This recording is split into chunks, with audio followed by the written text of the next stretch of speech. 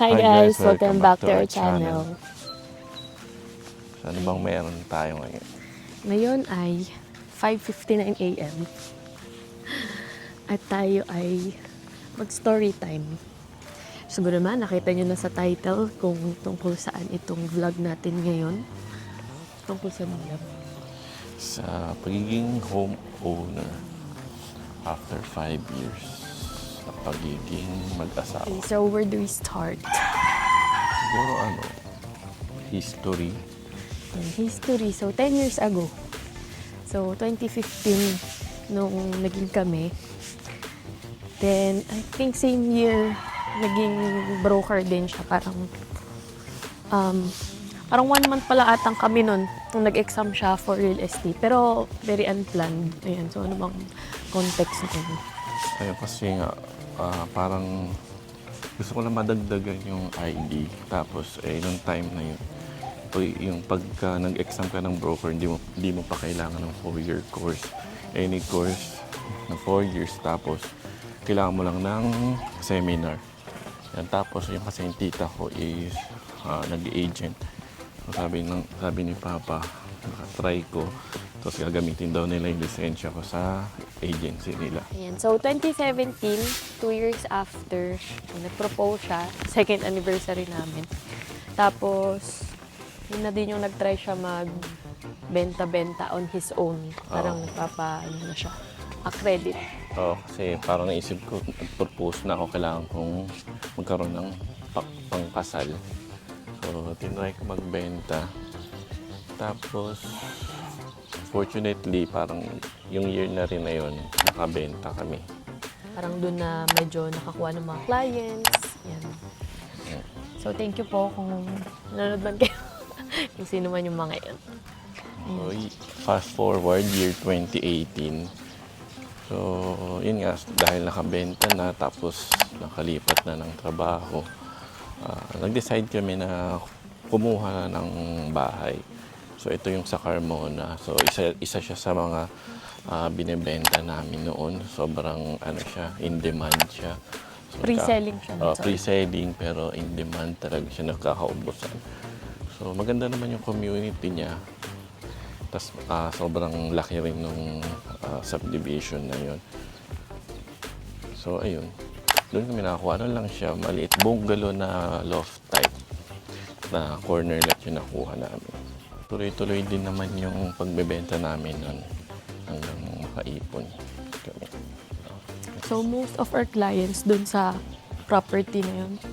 Then, kami nakabenta. So, kaya parang nainganyo din kami na dun kumuha. Kasi parang, syempre, binibenta namin. Di parang, aware din kami kung ano yung mga amenities ng property na yun. Tsaka yung proseso. Yung process, requirements. Tsaka gandang-ganda kami nun sa property na yun. Well, maganda naman talaga siya. 2019, so tapos na kami mag-down payment nun. Tapos nakapagpasa na ng mga requirements for loan take-out na talaga siya. Kasi nakapirma na rin kami lahat-lahat. And then, due to personal circumstance. yan, kailangan namin siyang i-pull out. Tapos, Wait lang. Yan. So, good thing na hindi pa na loan take-out yung pag-ibig. At kasi kapag ka na loan take-out yun, tsaka mo pinull out, pwede kang ma-block sa pag-ibig. So, pagka mag-loan ka ulit, ka na. na-detect Red ka. tag ka na sa kanila. So, yun nga. Thankfully, may nakasalunong bahay. Ayun. Di ba sabi nga namin, siya nun in demand siya. So, may nakasalunong bahay. Tapos, medyo kumita pa kami. So, kasi nga maganda yung property, ang daming naghihintay. So, maganda rin yung naging... May positive siya, pero of course, yung negative is parang back to zero back to zero kami na wala ulit kaming property yun. So, yun yung 29. So, year 2020, yan, alam naman ng lahat, nag-pandemic. So, yun, nahinto rin yung pagbebenta namin ng mga bahay. So, good thing, mayroon kaming mga client na nagbabayad pa. So, may nakabook na kaming mga client nun. So, nagbabayad na lang ng down payment. So, May nakabook na client, meron ding nakabook na mga suppliers. Kasi in that same year, yung plano talaga is yung wedding. So, siyempre, pandemic no? May thoughts din kami na baka hindi matuloy, baka maudlot. So, thankfully naman, fortunately, natuloy man yung wedding ng pandemic. So, somehow, it is blessing in disguise kasi medyo nakatipid kami sa guests. And, syempre, limited pa nun yung mga events. So, kung meron mang hindi natuloy, siguro yun yung honeymoon namin sa Taiwan. No? Pero na-refund naman yun, though medyo matagal lang kasi during the pandemic. Ang daming na-cancel na trips. After the wedding, same year, no? Syempre, yun nga, wala nga kaming property. Kimi, Natapos balik ang ka na wedding. lang dito, Mi. Ang setup namin nun, yung typical, weekdays sa bahay namin, weekends sa bahay nila. Pero I think in that same year, parang medyo Q4, meron silang pinagawang bahay. And So, yung may pinagawang bahay, sila mama nun. So, in-offer sa amin siya. Para kasi siyang condo type. So, parang third floor. So, doon kami sa third floor. So, kahit papano may sariling space. yun. So, that same year din, nung December,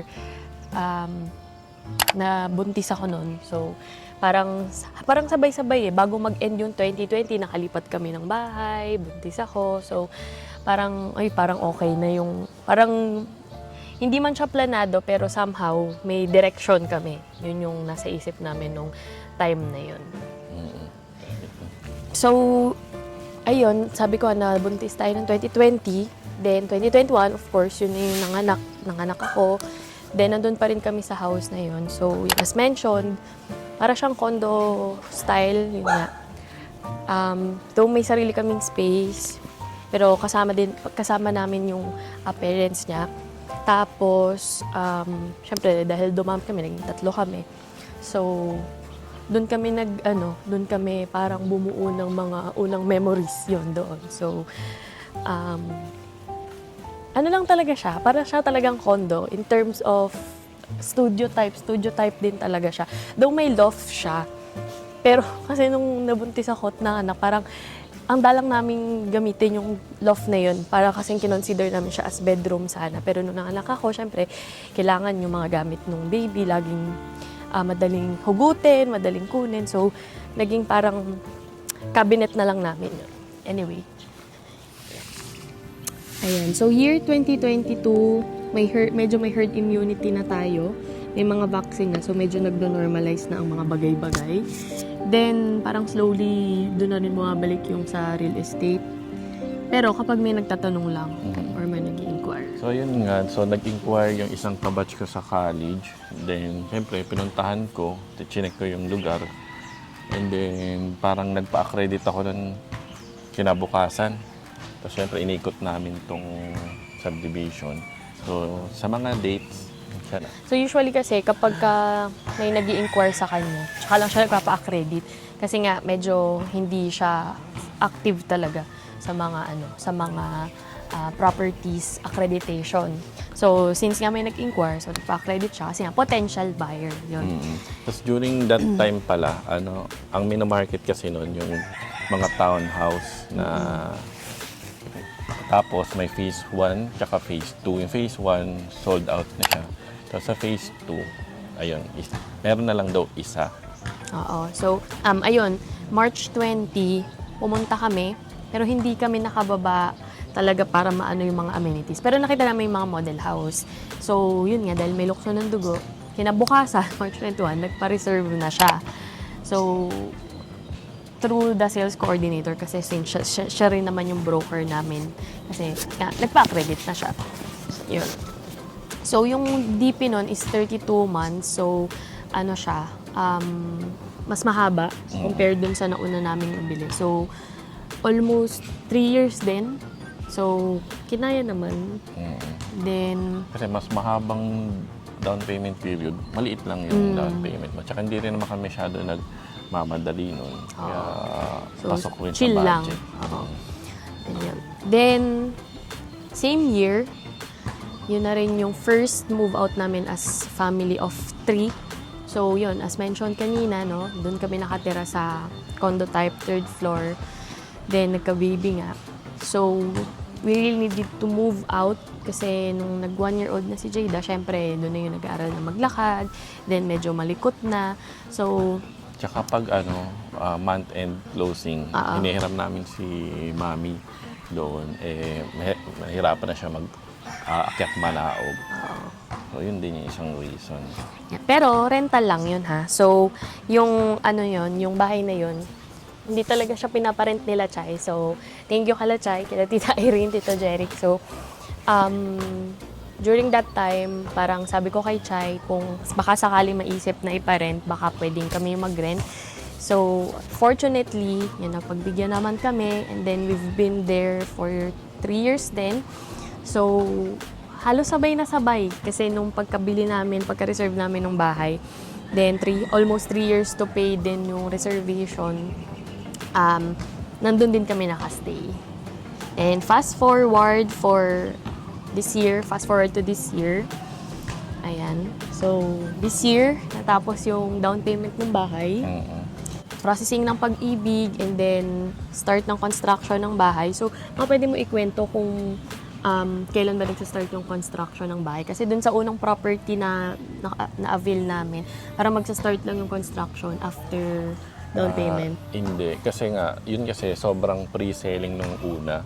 So, kailangan mo na matapos lahat nung mga road construction, hindi, wala pa nun yun. Kaya kahit tapos ka naman down payment, hindi pa doon gagawin. Pero dito, dahil may tapos na yung mga development na kailangan. So, after down payment, start na agad yung construction.